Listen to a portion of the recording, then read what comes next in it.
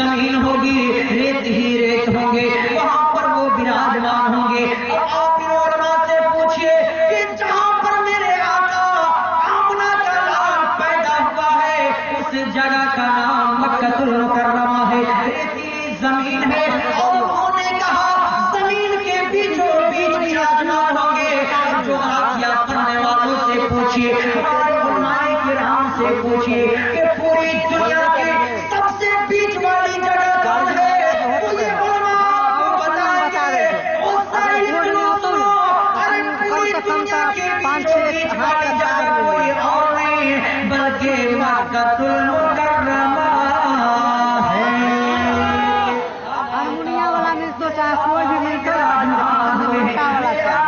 तशरीफ लाए हैं, मेरे आका को अल्लाह ने उसी जगह पे मबूस फरमाया। वो लोग सुनो, उससे आगे पंडित साहब ने लिखा कि बड़ा ही बलवान तथा प्रभावशाली और शक्तिमान होंगे। जैसे ही मैंने देखा कि पंडित धर्मवीर उपाध्याय लिखते हैं कि बड़ा ही बलवान होंगे, तो मैंने उनसे एक क्वेश्चन कर दिया, मैंने उससे एक सवाल कर दिया, मैंने उससे एक प्रश्न किया, पंडित साहब आप कैसे कहते हो कि बड़ा ही बलवान होंगे, बड़ा ही प्रभावशाली और शक्तिमान होंगे?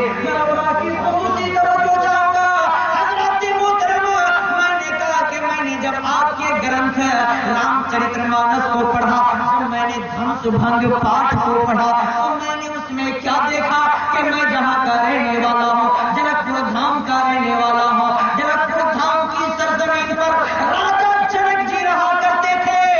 उन्होंने जब अपनी पुत्री, अपनी बेटी, अपनी लड़की सीता का विवाह करना चाहा, सीता की शादी करना चाहा, सीता का निकाह करना चाहा, तो राजा जनक जी ने ये शर्त लगाया कि जो इस धनुष को तोड़ देगा उसी के साथ मेरी बेटी की शादी होगी, उसी के साथ मेरी बेटी का विवाह होगा, उसी के साथ मेरी बेटी का निकाह होगा। जब राजा जनक जी ने इतना कहा, इतना ऐलान किया, तो पूरे हिंदू धर्म के मानने वाले पीछे हट गए। लेकिन श्रीलंका का रहने वाला रावण आगे बढ़ा, धनुष को तोड़ने की कोशिश किया, लेकिन उसके कानों में कहीं से आवाज आई, ओ रावण तू अपने यहाँ धनुष को तोड़ रहा है, तेरे देश को आग लग गई है। रावण ने वहीं पर धनुष को छोड़ दिया और वापस चला गया। अब रामचंद्र जी आगे बढ़ते हैं, हमारे हिंदू भाई भी गौर से सुने, मुस्लिम भाई की बात सुने, सुभान अल्लाह नहीं कहेंगे, तवज्जो के साथ सुने। रामचंद्र जी आगे बढ़े, आगे बढ़ने के बाद धनुष को उठाया और दो टुकड़ों में बांट दिया। जैसे ही धनुष को दो टुकड़ों में बांटा है, जैसे ही धनुष को भंग किया है, जैसे ही धनुष को रामचंद्र जी ने तोड़ा है, तो पूरे हिंदू धर्म के मानने वाले अपने रामचंद्र जी के बारे में कहे, अरे बलवतम महा, अगर संसार में कोई बलवान है तो रामचंद्र जी बलवान है। लेकिन श्रीलंका के साथ लड़ाई हुई, जब मेघनाथ और लक्ष्मण जी के साथ घमसान की लड़ाई होने लगी, जब जंग छिड़ गई, तो मेघनाथ ने जब लक्ष्मण जी के बाजू में तीर मारकर, उनके सीने में तीर मारकर उनकी प्राण को मूर्छित कर दिया, उनके आत्मा को संकट में डाल दिया, उनके आत्मा को तकलीफ में डाल दिया। रामचंद्र जी कहते हैं कि है कोई मेरा शिष्य, है कोई मेरा भक्त, है कोई मेरा चाहने वाला, है कोई मेरा मानने वाला, जो श्रीलंका के पूर्वांचल पर्वत से संजीवनी बूटी उठा कर लाए ताकि मेरे भाई लक्ष्मण की प्राण की रक्षा हो, उनकी आत्मा को संतुष्टि मिले, उनकी आत्मा की रक्षा हो जाए। रामचंद्र जी ने जब इतना कहा, तो हनुमान जी जिसे कहते हैं हमारे हिंदू भाई, वो आगे बढ़ते हैं और कहते हैं मैं आपका शिष्य हूँ, मैं आपका भक्त हूँ, मैं आपका प्रेमी हूँ, मैं आपका बालक हूँ, मैं आपका चाहने वाला हूँ, मैं आपका मानने वाला हूँ। महाराज हमें आदेश दिया जाए, हमें आदर किया जाए, हमें हुक्म दिया जाए, मैं पूर्वांचल पर्वत से संजीवनी बूटी उठा कर लाऊंगा। हजरात आप तवज्जो के साथ सुनो, हनुमान चंद्र जी ने जब इतना कहा है, रामचंद्र जी कहते हैं ओ हनुमान जाओ और पूर्वांचल पर्वत से संजीवनी बूटी उठा करके लाओ। इतना कहना था कि हनुमान जी गए और अपने बाएं हाथ पे पहाड़ उठा करके लाने लगे। शक्ति को जब हनुमान चालीसा के राइटर ने देखा है, हनुमान चालीसा के लेखक ने देखा है, हनुमान चालीसा के मुसन्निफ ने देखा है, तो हनुमान जी की शक्ति के बारे में छोटी वाली हनुमान चालीसा उसके पेज नंबर 51 पृष्ठ नंबर 51 पेज नंबर 51 पे लिखा। उन्होंने हनुमान जी के बारे में क्या लिखा, आप तवज्जो के साथ सुनिए। उन्होंने लिखा कि बाने लगियो उड़े लक्ष्मण के तब प्राण तजियो सुत रावण मारो ले गृह वैद्य सुशेषन समेत बगैर द्रोण सुबीर उपारो आनी सजीवन हाथ दाई तब लक्ष्मण के तुम प्राण उबारो। को नहीं जानते है जग में कापे संकट मोचन नाम तिहारो।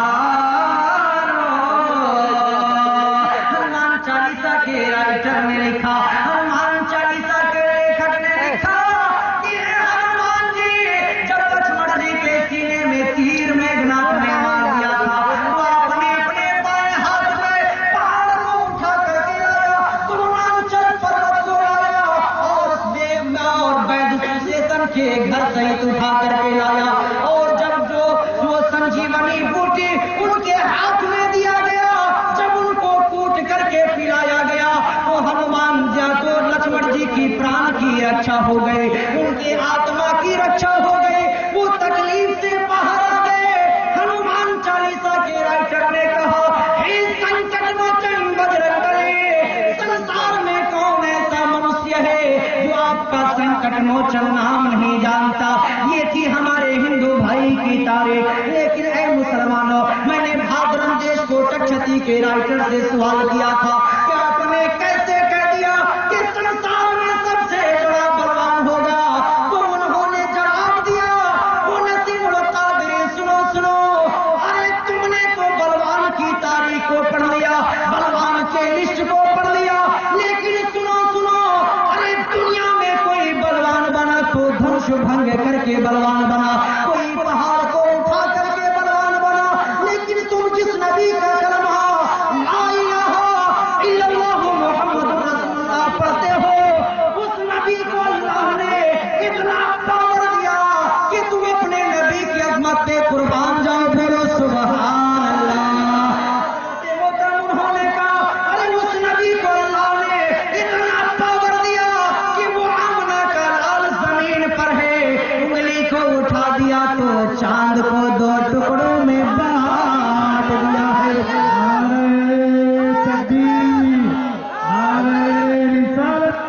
अजमत मुस्तफा उंगली को उठाया है तो चांद को दो टुकड़ों में बांट दिया है। अरे उस नबी को तुम उस नबी की बात करते हो। अरे मकाम सहबा में जब मौला अली की असर काज़ा हो गई, नबी की उंगली उठ गई तो डूबा हुआ सूरज पलट करके वापस आ गया। बोलो सुभान अल्लाह। बात करते हो, अरे जिस नबी के सामने अबू जहल अपनी मुट्ठी में कंकरियों को लेकर के आया, तो नबी ने इशारा कर दिया, कंकरियों ने कलमा पढ़ना शुरू कर दिया। सुभान अल्लाह सुभान अल्लाह। अजीमुल बरकत मुजद्दिदे दिनो मिल्लत इमाम इश्क़ो मोहब्बत अशराफ इमाम अहमद रज़ा खान फाज़िले बरेलवी रहमत रिज़वान ने अपने कलम को उठाए, बरेली की टूटी हुई सरजमीन से नबी की आमद का गुणगान इस तरीके से किया कि या रसूल अल्लाह, अरे सूरज के पाँव पलटे, अरे सूरज के पाँव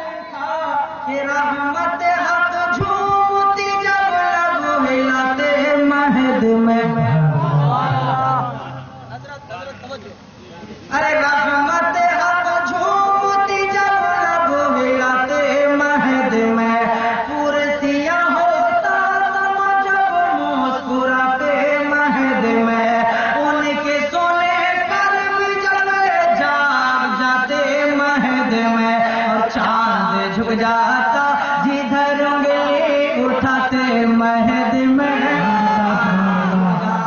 नारे तकबीर, नारे रिसालत, हज़रत अल्लामा नसीरुल कादरी साहब क्यों ना।